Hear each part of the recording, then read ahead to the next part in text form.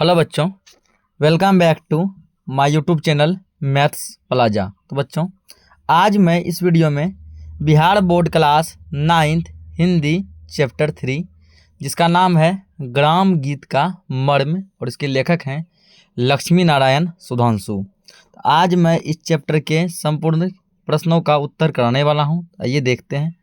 तो पहला जो प्रश्न है वो आपके एग्जाम में कभी भी नहीं पूछा जाएगा और उसका आंसर भी लगभग समझिए काफ़ी ज़्यादा ही लंबा है, जिसके कारण कि हमने उसको स्किप किया है।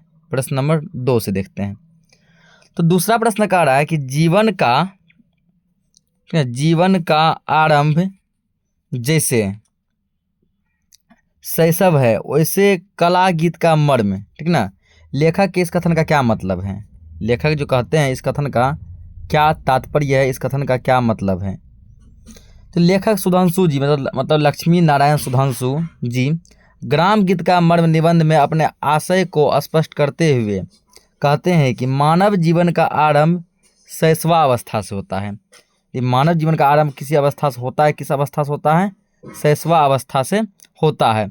शिशु के रूप में जो कुछ हम सीखते हैं, ग्रहण करते हैं, उसी का विकसित रूप विश्वविद्यालय अध्ययन या अन्य ज्ञान है।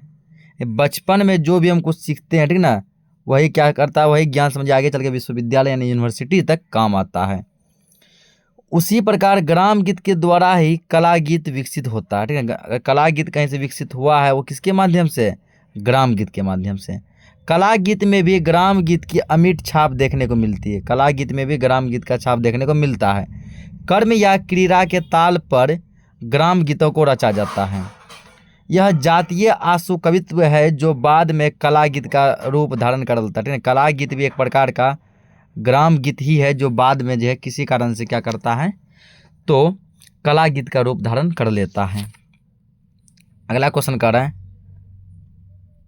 गृहस्थ कर्म विधान में स्त्रियां किस प्रकार गीत गाती हैं?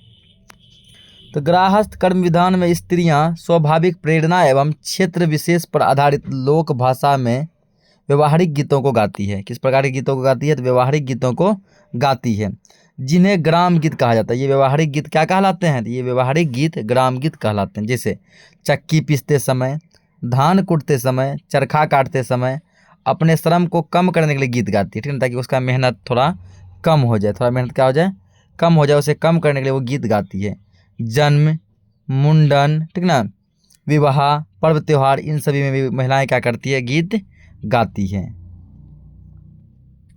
अगला क्वेश्चन है, मानव जीवन में ग्राम गीतों का क्या महत्व है? ठीक है, मानव जीवन में ग्राम गीत क्या भूमिका अदा करता है? तो ग्राम गीतों में ग्रामीण परिवेश से संबंधित कर्म या क्रीड़ा भाव का वर्णन सरल शब्दों में होता है। ग्राम गीत में किसका वर्णन होता है? तो गांव के पूरा जो है ना कर्म क्रीड़ा का वर्णन होता है। इससे समाज के चिंतन एवं कार्यकलाप की विस्तृत व्याख्या स्पष्ट होती है। समाज में किन चीज़ों की कमी है, समाज में, ठीक ना, किन चीज़ों पर सुधार करना चाहिए, किसमें आलोचना करना चाहिए, ग्राम गीत के माध्यम से ये सब पता चल जाता है। इतना ही नहीं, रहन सहन, वेशभूषा, क्षेत्रीय व्यवहार का भाव भी व्यक्त रहता है, ठीक ना। ये कुछ तो होता है, इसके अलावा जो रहन सहन, वेशभूषा भी क्या रहता है उसमें इंक्लूड होता है। इन गीतों को गाकर मनोरंजन भी किया जाता है। इन गीतों का मनोरंजन भी होता है। व्यवहारिक पहलुओं का विशेष ध्यान रहता है, इसलिए गीतों का मानव जीवन पर व्यापक प्रभाव पड़ता है। अगला क्वेश्चन है, ग्राम गीत हृदय की वाणी है, मस्तिष्क की ध्वनि नहीं, आशय स्पष्ट करें। मतलब इस पंक्ति के माध्यम से लेखक क्या कहना चाहते हैं? तो ग्राम गीत उल्लास एवं उमंग की प्रधानता होती है, ठीक ना।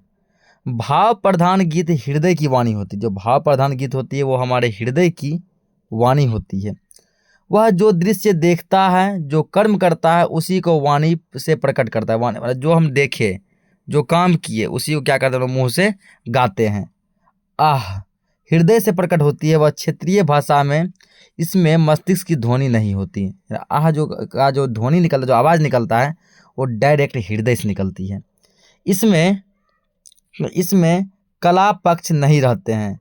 इस ग्राम्य जीवन से जुड़ी भावनाएं ही स्त्रियां प्रकट करती है।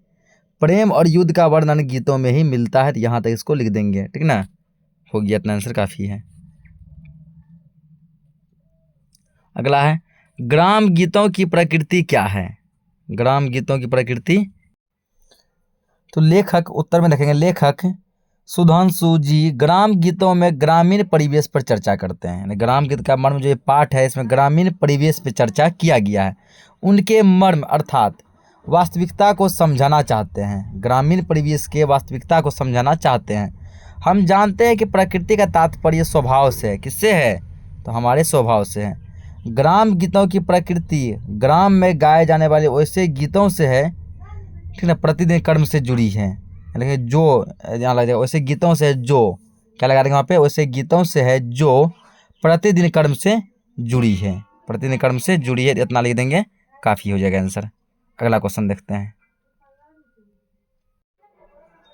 तो अगला क्वेश्चन है कला गीत और ग्राम गीत में क्या अंतर है। कला गीत और ग्राम गीत में क्या अंतर है? देखिए, कला गीत का क्षेत्र व्यापक है जबकि ग्राम गीत केवल ग्रामीण क्षेत्र में ही सीमित है, ठीक ना।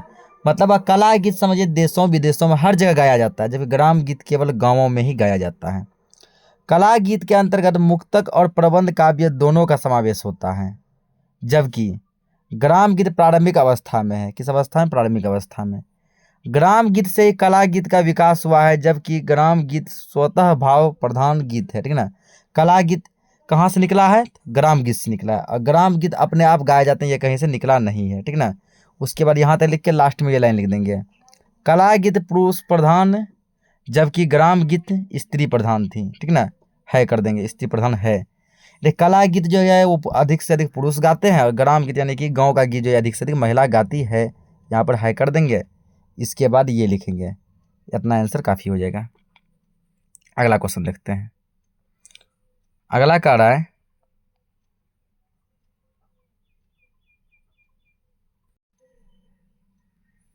अगला क्वेश्चन है कि ग्राम गीत का ही विकास कला गीत में हुआ है, यानी ग्राम गीत ही विकास करके डेवलप करके कला गीत बना है। पठित निबंध को अपने ध्यान में रख के इसके बारे में बताना है, ठीक ना। लेखक सुधांशु जी का कहना है कि ग्राम गीत ही युवा अवस्था में कला गीत के रूप में विकसित हुई है, यानी ग्राम गीत ही जवान होकर युवा अवस्था में कला गीत का रूप ले लिया है। वास्तविकता है कि कला गीत ग्राम गीत का ही विकसित रूप है, ठीक है। कला गीत कोई गीत नहीं बल्कि ग्राम गीत जो ही विकसित हुआ तो वही आगे चलकर कला गीत कहलाया है। यदि इतिहास का अनुसंधान किया जाए तो स्पष्ट हो जाता है कि ग्राम गीतों पर ही, ठीक है, कला गीत ग्राम गीतों पर ही आकर ठहरता है। यदि पूरा इतिहास को यदि खंगाल के देखा जाए तो यह पता चलता है कि कला गीत भी आगे चलकर ग्राम गीत पर आके ही ठहरता है, ठीक ना। ग्राम गीत से काल्पनिक गीतों तथा वैविध्यपूर्ण कविताओं का विकास हुआ है। यही ग्राम गीत क्रमशः सभ्य जीवन के अनुक्रम से कला गीत के रूप में विकसित हुआ है, ठीक ना। ये ग्राम गीत ही आगे क्या हुआ है, पूरा कला गीत में विकसित हुआ है, जिसका प्रभाव अभी तक दिखलाई पड़ता है। इसका प्रभाव क्या होता है? अभी तक दिखलाई पड़ता है। तो इतना हम लोग लिख देंगे, ये काफ़ी हो जाएगा। अगला क्वेश्चन है ग्राम गीतों में प्रेम दशा की क्या स्थिति है? पठित निबंध के आधार पर बताइए। तो ग्राम गीतों में प्रेम ही मुख्य आधार होता है। ग्राम गीत में प्रेम को मुख्य आधार माना गया है। इन गीतों में व्यापकत्व विधायिनी होती है। जीवन में इतनी और कोई स्थिति नहीं, ठीक है, जीवन में कोई और इतना स्थिति नहीं है।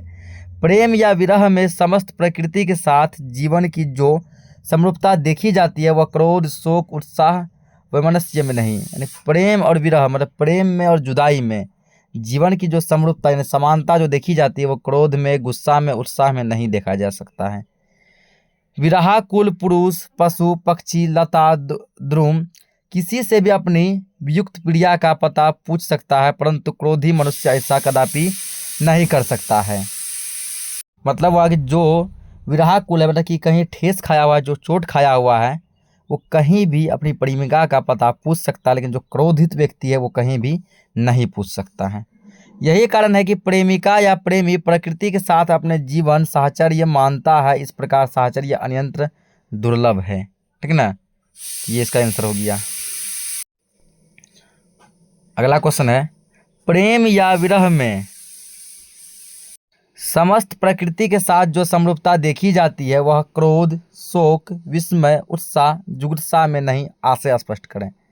देखिए, या तो प्रेम में या जुदाई में जो समरूपता देखी जाती है वो क्रोध, गुस्सा में, शोक में, उत्साह में नहीं देखी जा सकती। ऐसा क्यों कहा गया है, इसका क्या अर्थ है? लेखक सुधांशु जी प्रेम गीत का मर्म, ठीक ना, के माध्यम से स्पष्ट करना चाहते हैं कि प्रेम या विरह में ही समस्त प्रकृति के साथ समरूपता होती है। वह समरूपता कभी भी क्रोध, शोक, विस्मय, उत्साह, जुगुप्सा में कदापि नहीं हो सकती है। आशय यह है कि मानवीय विरहाकुल पुरुष ही, ठीक है, यानी कि जो पुरुष चोट खाए हैं, ठीक है ना, वही पुरुष जो पशु, पक्षी, लता से अपनी प्रेमिका का पता पूछ सकता है। यही कारण है कि प्रेमिका या प्रेमी प्रकृति के साथ अपने जीवन के जैसा साहचर्य मानते हैं वैसा और कोई भी नहीं मानता है। अगला क्वेश्चन, ग्राम गीतों में मानव जीवन के किन प्राथमिक चित्रों के दर्शन होते हैं? तो इसका उत्तर लिखेंगे, ग्राम गीतों में मानव जीवन के उन प्राथमिक जीवन दर्शन होते हैं जिनमें मनुष्य साधारणतः अपनी लालसा, वासना, प्रेम, घृणा, उल्लास, विषाद को समाज की मान्य धारणाओं से ऊपर उठ सका है तथा अपने हृदयगत भावनाओं को प्रकट करने में उसे कृत्रिम शिष्टाचार का प्रतिबंध भी नहीं माना है। यहाँ तक इसका आंसर लिख देंगे। अगला क्वेश्चन है कि प्रश्न गीत का उपयोग जीवन के महत्वपूर्ण समाधान के अतिरिक्त साधारण मनोरंजन भी है, निबंधकार ने ऐसा क्यों कहा? तो हम जानते हैं कि गीत का उपयोग जीवन के महत्वपूर्ण समाधान के अतिरिक्त साधारण मनोरंजन भी है, ठीक ना। ये किसी समाधान के अलावा हम लोग मनोरंजन के लिए भी गीत गाते भी हैं और सुनते भी हैं। गीत में ही मनोरंजन के विविध रूप एवं विधियां हैं। ये गीत कर्म या क्रीड़ा के ताल पर रचे जाते हैं, परिणाम स्वरूप मनोरंजन एवं महत्वपूर्ण समाधान प्रदान करता है। हम कष्टों में भी मुस्कुराते रहते हैं। निबंधकार ने ऐसा इसलिए कहा कि मनुष्य इससे जीवन का आनंद प्राप्त करता है। गीत से मनुष्य क्या करता है? अपने जीवन का आनंद प्राप्त करता है। अगला क्वेश्चन है कि ग्राम गीतों का मुख्य विषय क्या है? निबंध के आधार पर लिखें, यानी जो आपने निबंध में पढ़ा है उसके आधार पर बताना है कि इसका मुख्य विषय क्या है। तो ग्राम गीत का मुख्य विषय पारिवारिक जीवन है। कौन सा जीवन है? पारिवारिक जीवन। प्रेम, विवाह तथा पुतहु और सास ससुर के बर्ताव, माँ, भाई, बहन का स्नेह आदि बातों ही ज़्यादातर गीतों में पाई जाती है। ग्राम गीत में जो है पुतहु के बारे में, बेटा के बारे में, बेटी के बारे में, सास ससुर, भाई बहन, इन सब के बारे में बताया जाता है। तो जन्म, मुंडन, यज्ञोपवीत, विवाह, पर्व त्योहार आदि के अवसर पर जो गीत गाए जाते हैं उनमें उमंग और उल्लास की प्रधानता होती है। यह गीत मुख्यतः स्त्री प्रधान होती है, मतलब महिलाएं इसको खूब गाती हैं। अगला क्वेश्चन है, किसी विशिष्ट वर्ग के नायक को लेकर जो काव्य रचना की जाती थी, किन स्वाभाविक गुणों के कारण साधारण जनता के हृदय पर उनके महत्व की प्रतिष्ठा बनती थी? तो उत्तर लिखेंगे, प्राचीन काल से प्रचलित परंपरा एवं संस्कृति में विशेष महत्व तथा प्राचीन संस्कारों के प्रति श्रद्धा कारण साधारण जनता के हृदय पर उनके महत्व की प्रतिष्ठा बनती थी। उनमें धीरोदारता, दक्षता, तेजस्विता, रूढ़िवंशता, वाग्मिता आदि स्वाभाविक गुण ही मुख्य कारण हैं। ऐसे चरित्र को लेकर काव्य की रचना करने में चरमोत्कर्ष का काम बहुत कुछ सामाजिक धारणा के बल पर चला जाता था। अगला क्वेश्चन, ग्राम गीत की कौन सी प्रवृत्ति अब काव्य गीत में भी चलने लगी है? ग्राम गीत का ऐसा कौन सा प्रवृत्ति है जो काव्य गीत में भी चलने लगा है? तो ग्राम गीत में विशिष्ट व्यक्तियों के लिए साधारण जनता के हृदय पर प्रतिष्ठा बनी हुई है। धीरोदात्ता, दक्षता, वाग्मिता, रूढ़िवंशिता, तेजस्विता के कारण प्राचीन परंपरा कायम है। सामाजिक धारणा के बल पर ही चलता था, किंतु साधारण जीवन के चित्रण में कवि की प्रतिभा का बहुत सा अंश अपने नायक में विशिष्टता प्राप्त करने की चेष्टा में खर्च हो जाता है। ग्राम गीत की यही प्रवृत्ति काव्य गीत में भी चलने लगी है। इतना लिख देंगे, हो गया। अगला, ग्राम गीत के मेरुदंड क्या हैं? तो ग्राम गीत में दशरथ, राम, कौशल्या, सीता, लक्ष्मण, कृष्ण, यशोदा या कोमा होगा, यशोदा के नाम बहुत आए और उनमें जन समाज के बीच संबंध का प्रतिनिधित्व कराया गया। मतलब इन सब के नाम ग्राम गीत में खूब आते हैं। ससुर के लिए दशरथ, पति के लिए राम या कृष्ण, सास के लिए कौशल्या या यशोदा, देवर के लिए लक्ष्मण आदि सम्माननीय है। इन सब का प्रयोग मतलब गीतों में किया जाता है। दूसरा कारण हमारा प्राचीन संस्कार है। धार्मिक महाकाव्यों ने हमारे चित्त पर प्रकाश डाला है, यही हमारे ग्राम गीत का मेरुदंड है। अगला क्वेश्चन कह रहा है कि प्रेम दशा जितनी विधायनी होती है, जीवन में उतनी और कोई स्थिति नहीं। प्रेम के इस स्वरूप पर विचार करें तथा स्थिति स्पष्ट करें। बोला कि प्रेम दशा जितना मतलब कि क्या बोले, मतलब कि दुखदाई होता है या फिर जितना समझ सुखदाई होता है वैसा कोई और दशा नहीं, इसके बारे में कुछ कहना है। प्रेम दशा जितनी विधायनी होती है, जीवन में उतना कोई और स्थिति नहीं होती। इसके माध्यम से निबंधकार सुधांशु जी स्पष्ट करना चाहते हैं कि प्रेम या विरह में समस्त प्रकृति के साथ जीवन की जो समरूपता देखी जाती है वो क्रोध, शोक, उत्साह में कदापि नहीं देखी जा सकती है। प्रेम दशा में प्रिया का पता प्रकृति से भी पूछा जा सकता है। प्रेम दशा में साहचर्य बना रहता है, जो कुछ मनुष्य को नहीं मिलता। अगला क्वेश्चन है कला गीतों में पशु, पक्षी, लता, द्रुम आदि से जो प्रश्न पूछे गए हैं उनके उत्तर में वे प्रायः मौन रहे हैं। विरही यक्ष का मेघदूत भी मौन ही रहा है। लेखक के इस कथन से क्या आप सहमत हैं? यदि हाँ तो विचार दें। अरे कला गीत में जो परिचय पूछा गया पशु पक्षी से, लता द्रुम से, तो वो सब चुप रहे थे। इससे आप सहमत हैं या फिर नहीं? तो कला गीत में पशु पक्षी, लता द्रुम आदि से जो प्रश्न पूछे गए हैं उनके उत्तर प्रायः मौन रहे, मतलब नहीं मिले हैं। विरही यक्ष का मेघदूत भी मौन रहा है। लेखक के इस विचार से मैं पूर्णतः सहमत हूँ। सहमत क्यों हूँ? क्योंकि यह प्रायः मुख प्राणी है। मुख प्राणी मतलब नहीं बोलने वाले प्राणी हैं। जबकि ग्राम गीत में इस तरह की कोई बात नहीं है, क्योंकि ग्राम गीतों में ग्राम के सरल भावों को व्यक्त किया जाता है, छोटे से छोटे भाव को भी दिखाया जाता है, दर्शाया जाता है। अगला क्वेश्चन है ग्राम गीत का मर्म। निबंध के इस शीर्षक में लेखक ने मर्म का शाब्दिक अर्थ क्या बताया है? तो ग्राम गीत का मर्म निबंध के इस शीर्षक में लेखक ने मर्म शब्द का प्रयोग कर इस बात को स्पष्ट करना चाहते हैं कि ग्राम गीतों में ग्रामीण परिवेश में मानव जीवन की शुद्धता और भावों की सरलता का जितना मार्मिक वर्णन मिलता है उतना प्रवृत्ति कला में या प्रवृत्ति गीतों में नहीं मिलती है। अब पाठ के आसपास का प्रश्न छोड़ देंगे, अब आते हैं भाषा की बात पे, यानी कि व्याकरण पे। क्या निम्नलिखित शब्दों के प्रत्यय बताइए। रमणीय में कौन सा प्रत्यय है? ये। शुद्धता में ता, क्यों प्रत्यय किसी शब्द के अंत में लगता है। जातीय में ये। प्रधानता में ता, प्रभुत्व में त्व, मर्मिकता में ता, बर्ताव में आव, अपूर्वता में ता, स्वाभाविक में इक, वर्तमान में मान, प्रतिनिधित्व में त्व, शास्त्रीय में ई, मधुरता में ता।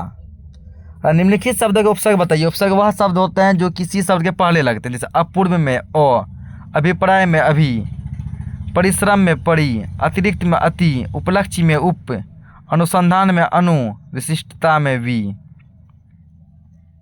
अगला समास विग्रह करें, मतलब इसको पूरा तोड़ कर जैसे समझा कर लिखना है, ठीक ना। समास विग्रह यही होता है। जैसे दिया गया पहला कि उत्तरोत्तर, मतलब उत्तर के बाद, अटूट जिसका कोई टूट ना हो, पुरुषोत्तम पुरुषों में उत्तम। उसके बाद दिया अच्छा राजकुमार यानी राजा का कुमार यानी राजा का पुत्र, राजा रानी यानी और साइलेंट या राजा और रानी, संस्कार वश संस्कार के वश। उसके बाद ग्राम का गीत, ग्राम्य गीत यानी ग्राम का गीत, सास ससुर यानी सास और ससुर, फल फूल फल और फूल। संधि विच्छेद कर, संधि विच्छेद करने का मतलब है दो भागों में अलग कीजिए। उल्लास का संधि विच्छेद हो जाएगा उत प्लस लास, तो में हलंत है, ध्यान रखिएगा सब में हलंत है।